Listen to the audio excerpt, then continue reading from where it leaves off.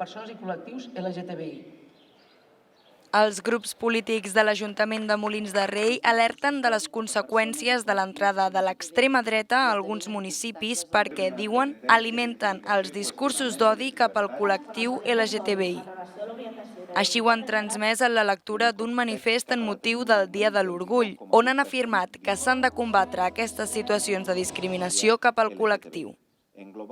Segons l'Observatori contra l'Homofòbia, les agressions al col·lectiu LGTBI han augmentat respecte a l'any passat.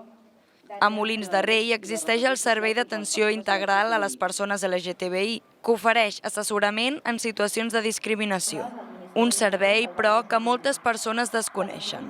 En general, els serveis d'aquest tipus que dona l'Ajuntament no es coneixen les activitats que tu pots fer de sensibilització, com el contacontes o una pel·lícula o la lectura pròpia del manifest o una activitat d'oci que tu facis. Que tot això també és sensibilitzar i treballar en la tolerància i el respecte i en actuar cap a la igualtat, però sí que és cert que els serveis sempre s'han de reforçar.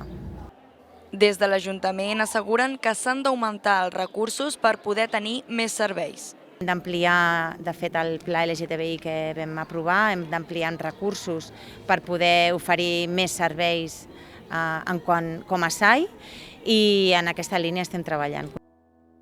L'acte ha anat acompanyat de les actuacions de la companyia Dance Studio. Oh